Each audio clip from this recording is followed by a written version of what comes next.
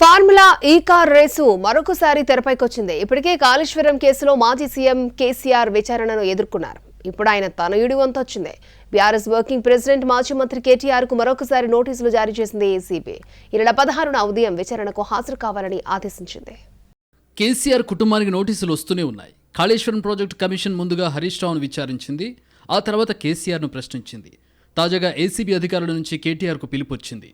కేటీఆర్కు ACB మరోసారి నోటీసులు జారీ చేసింది.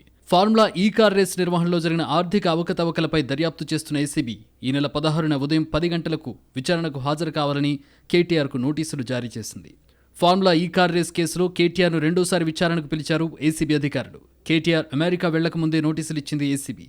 అయితే తాను అమెరికా వెళ్లొచ్చిన తర్వాత విచారణకు హాజరవుతానని గతంలోనే కేటీఆర్ ఏసీబీ అధికారులకు హామీ పత్రం ఇచ్చారు.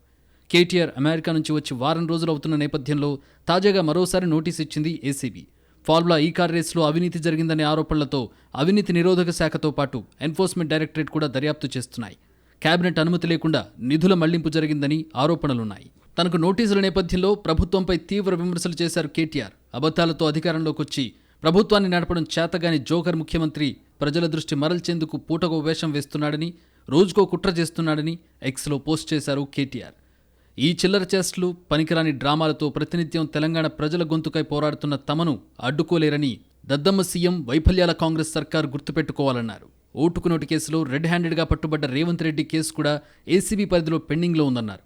ఇద్దరిలో దోషులెవరో, నిర్దోషులెవరో తేల్చేందుకు జడ్జి సమక్షంలో లై డిటెక్టర్ టెస్ట్ ఎదుర్కొనే దమ్ము, ధైర్యం పిరికి ముఖ్యమంత్రికి ఉందా అని కేటీఆర్ ప్రశ్నించారు.